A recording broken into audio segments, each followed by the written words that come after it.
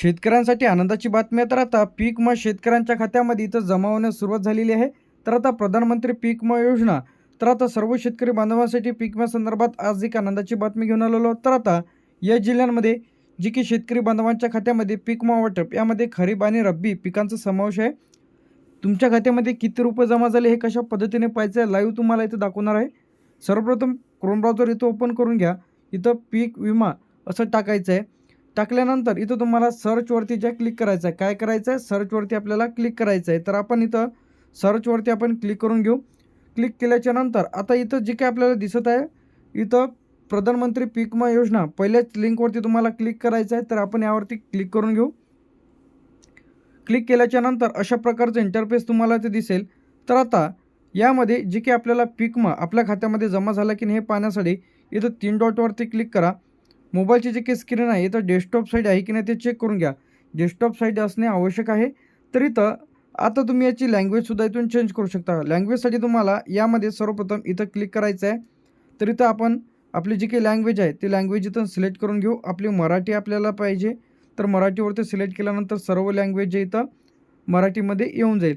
तर आता तुमच्या जिल्ह्यात व तुमच्या खात्यामध्ये किती पीक विमा जमा झाला हे पाहण्यासाठी यासाठी तुम्हाला डॅशबोर्डवरती तुम्हाला क्लिक करायचं आहे. डॅशबोर्डवरती क्लिक केल्यानंतर इथं पहिल्याच लिंकवरती ज्या तुम्हाला क्लिक करायचं आहे. त्यानंतर इथं स्टेट रिपोर्टवरती क्लिक करायचं आहे. तर आता यामध्ये तुम्ही जे की पीक विमा असेल यामध्ये 2018, 19, 20, 21, 22, 23, 24, 25चा पीक विमा चेक करू शकता. तर आता 2025 आपण सिलेक्ट केलेलं आहे. इथं खरीप. त्यानंतर इथं आपलं जे काही स्टेट आहे तर स्टेट सिलेक्ट करायचं आहे. स्टेट सिलेक्ट केल्याच्यानंतर आता तुमच्या जिल्ह्यांमध्ये याचा पीक विमा जमा झाला की नाही व तुमच्या खात्यात पैसे आले की नाही हे पाहण्यासाठी आपल्याला आता बॅक यायचं आहे. काय यायचं आहे, बॅक.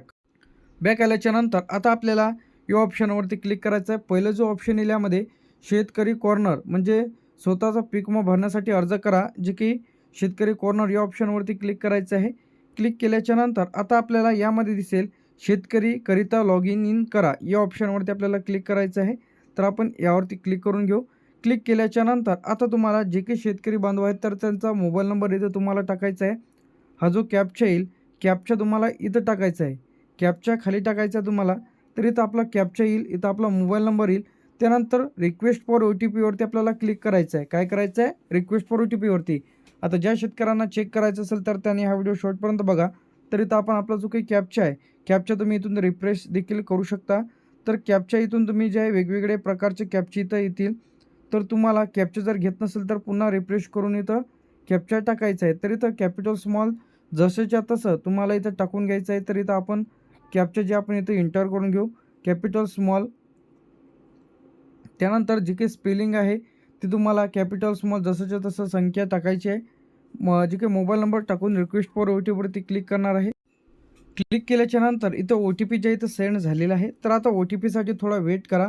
तर आता OTP आल्याच्यानंतर आता आपल्याला इथं ज्या OTP आपला टाकून घ्यायचा आहे. तर इथं OTP आपण कॉपी केलेला होता इथं पेस्ट करणार आहे.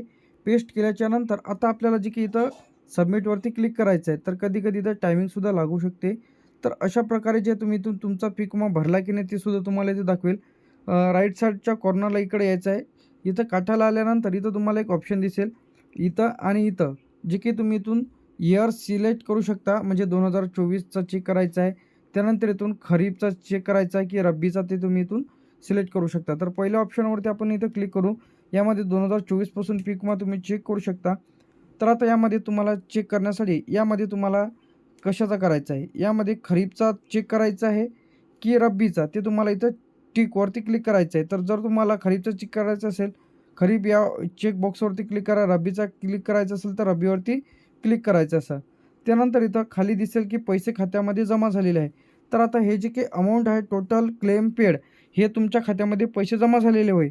तर आता जर आपण इथं 2025 सिलेक्ट केलं तर इथं जे काही पीक विमा आहे टोटल क्लेम पेड म्हणजे काहीच दाखवत नाही. जसं आपण यावरती क्लिक करेल टोटल क्लेम पेडवरती तर इथं आपलं जे काही पर्सेंटेज आहे त्यानंतर इथं सर्व डिटेल्स तुम्हाला दिसेल जे की पीक विमा तुमच्या खात्यामध्ये जमा झाला आहे की नाही.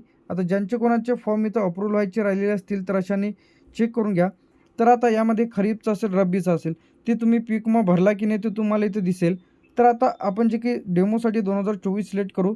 2024 सिलेक्ट केल्याच्यानंतर आता जे काही पीक विमा आहे ते खात्यामध्ये इथं जमा झालेलं आहे. ऑप्शन दाखवल्याप्रमाणे इथं जे काही इथं रब्बी आहे, तर रब्बीचा जो काही पीक विमा आहे ते खात्यामध्ये इथं जमा झालेला असेल, तर इथून तुम्ही चेक करू घ्या की टोटल क्लेम पेड तुमच्या खात्यामध्ये किती रुपये जमा झालेले आहे. तर आता ज्या शेतकऱ्यांना पीक विमा इथं मिळालेला नसेल, तर अशा शेतकऱ्यांनी तक्रार देखील करून तुम्ही राहिलेला पीक विमा तुम्हाला इथं मिळवता येणार आहे. तर लगेच तुम्ही तुमचं खातं तपासा. त्यानंतर इथं तुम्हाला एकदम खाली यायचं आहे. खाली आल्यानंतर इथून तुम्हाला चेक करून घ्यायचं आहे की तुमचं स्टेटस इथं अप्रूव्हल आहे का? हा महत्त्वाचा पॉईंट आहे. यामध्ये तुमचं जर अप्रूव्हल दिसत असेल, तर इथं तुमच्या खात्यामध्ये पैसे तर जमा होणार आहे. तर आता ज्याने CSCच्या मार्फत पीक विमा भरलेला आहे, तर आता अशांचे तुम्ही इथून स्टेटस चेक करून घ्या की तुमचं अप्रूव्हल आहे, पेंडिंग आहे, रिजेक्ट आहे. पेंडिंग असेल तर 5-6 दिवसांमध्ये खात्यामध्ये इथं जमा होईल. तर ज्या शेतकऱ्यांना पीक विमा मिळालेला नसेल, तर अशा शेतकऱ्यांनी तक्रार करायची आहे. तक तक्रार करण्यासाठी तुम्हाला इथं थोडं बॅक यायचं आहे. तर इथं जे की तुम्हाला दाखवल्याप्रमाणे इथं कृषी रक्षक जे की हेल्पलाईन नंबर इथे तुम्हाला दिसेल, या ऑप्शनवरती क्लिक करायचं तुम्हाला. तर इथं आपण या ऑप्शनवरती क्लिक करू. क्लिक केल्याच्यानंतर आता इथं थोडं लोडिंग घेईल. त्यानंतर इथं ओपन होणार आहे. तर इथून तुम्ही तुमच्या पिकांची, यामध्ये सोयाबीन असेल, कापूस असेल, तूर असेल, उडीद असेल, मूग असेल, तर अशांची तक्रार करू शकता. तर आता तुम्हाला इथं 2 ऑप्शन दिसतील. एक तुम्हाला इथं जे काही हेल्पलाईन नंबर इथं दिलेला आहे, दुसरा जे WhatsApp, तर यांच्याशी चॅट करून सुद्धा तुम्ही तुमची माहिती मिळवू शकता. तर इथं फॉर्मर कॉर्नरवरती क्लिक करून तुम्ही तुमची जी काही कंप्लेंट आहे ती इथून कंप्लेंट स्टेटस चेक करू शकता. क्रॉप लॉस स्टेटसवरती क्लिक करून तुम्ही तुमची तक्रार देखील करू शकता.